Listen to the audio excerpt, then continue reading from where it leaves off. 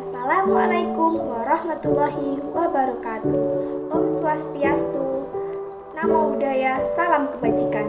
Perkenalkan, nama saya Erni Dwi Susanti dengan NIM 2108031020047 dari kelas A, Akuntansi Perbankan dan Syariah.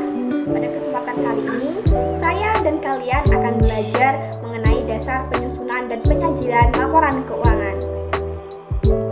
Nah, sebelum masuk pada pembahasan materi, ada beberapa subbab pokok materi yang akan kita pelajari di sini, yang terdiri dari 4 subbab pokok pembahasan. Nah, yang pertama ada karakteristik kualitatif informasi keuangan syariah.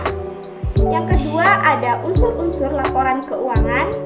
Yang ketiga ada pengakuan laporan keuangan. Dan yang terakhir ada pengukuran unsur laporan keuangan. Di sini mengenai karakteristik kualitatif informasi keuangan syariah. Karakteristik kualitatif merupakan ciri khas yang membuat informasi dalam laporan keuangan yang berguna bagi pemakai. Terdapat 4 karakteristik kualitatif pokok, yaitu dapat dipahami, relevan, keandalan, dan dapat diperbandingkan. Nah, karakteristik kualitatif yang pertama dapat dipahami. Maksudnya, kualitas penting informasi yang ditampung dalam laporan keuangan adalah kemudahannya untuk segera dipahami oleh pemakainya. Kemudian, karakteristik kualitatif selanjutnya yaitu relevan. Maksudnya, informasi ini memiliki kemampuan untuk mempengaruhi keputusan ekonomi pemakai dengan membantu mereka mengevaluasi masa lalu, masa kini, atau masa depan dengan menegaskan atau mengoreksi hasil evaluasi mereka di masa lalu. Nah, karakteristik selanjutnya yaitu keandalan. Maksudnya, informasi ini memiliki kualitas andal jika bebas dari pengertian yang menyesatkan, kesalahan material, dan dapat diandalkan pemakaiannya sebagai penyajian yang tulus dan jujur bagi yang seharusnya disajikan atau yang wajar diharapkan dapat disajikan. Karakteristik kualitatif yang terakhir yaitu dapat dibandingkan. Maksudnya, pemakaiannya harus dapat mempertimbangkan laporan keuangan entitas syariah antar periode untuk mengidentifikasi kecenderungan posisi dan kinerja keuangan. Selanjutnya, mengenai unsur-unsur laporan keuangan. Sesuai dengan karakteristiknya, laporan keuangan entitas syariah mempunyai komponen-komponen seperti berikut ini. Nah, komponen yang pertama yaitu komponen laporan keuangan yang menceritakan kegiatan komersial. Komponen ini meliputi laporan posisi keuangan, laporan laba rugi, laporan arus kas, dan laporan perubahan ekuitas. Kemudian yang kedua yaitu komponen laporan keuangan yang menceritakan kegiatan sosial.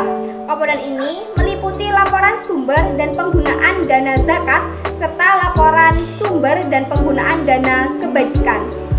Komponen yang terakhir yaitu komponen laporan keuangan lainnya yang menceritakan kegiatan dan tanggung jawab khusus entitas syariah tersebut. Kemudian selanjutnya mengenai pengakuan unsur laporan keuangan. Jadi, pengakuan unsur laporan keuangan merupakan proses pembentukan pos yang memenuhi definisi unsur serta kriteria pengakuan dalam neraca dan laporan laba rugi.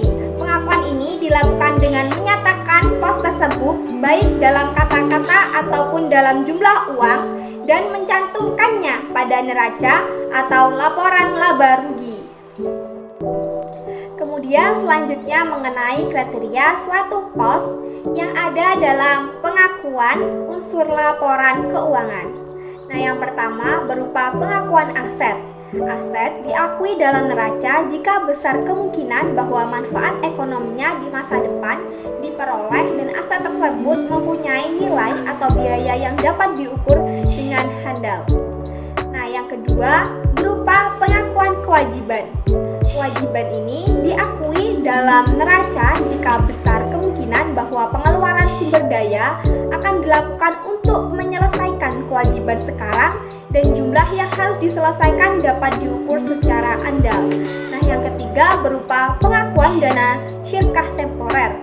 Pengakuan dana syirkah temporer ini dalam neraca hanya dilakukan jika entitas syariah memiliki kewajiban untuk mengembalikan dana yang diterima melalui pengeluaran sumber daya yang mengandung manfaat ekonomi dan jumlah yang harus diselesaikan dapat diukur secara andal. Nah, yang keempat berupa pengakuan penghasilan.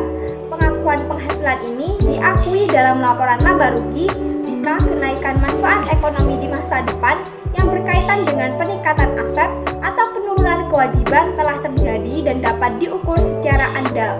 Nah, yang terakhir berupa pengakuan beban.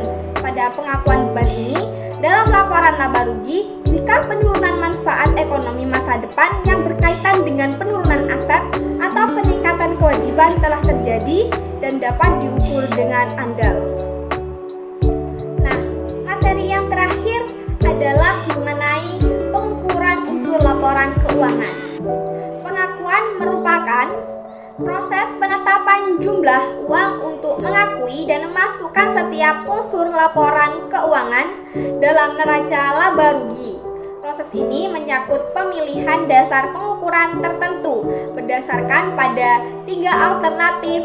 Di antaranya yaitu alternatif yang pertama ada biaya historis, yaitu aset dicatat sebesar pengeluaran kas atau setara kas yang dibayar atau sebesar nilai wajar dari imbalan yang diberikan untuk memperoleh aset tersebut pada saat perolehan. Alternatif yang kedua ada biaya kini, yaitu aset dinilai dalam jumlah kas atau setara kas yang seharusnya dibayar bila aset yang sama atau setara aset tersebut diperoleh sekarang. Nah, yang terakhir ada nilai realisasi, yaitu aset dinyatakan dalam jumlah kas atau setara kas yang dapat diperoleh sekarang dengan menjual aset dalam pelepasan normal. Baik, itu saja yang dapat saya sampaikan mengenai dasar penyusunan dan penyajian laporan keuangan. Mohon maaf apabila ada salah kata dalam pengucapannya. Semoga bermanfaat untuk teman-teman semua. Wassalamualaikum warahmatullahi wabarakatuh.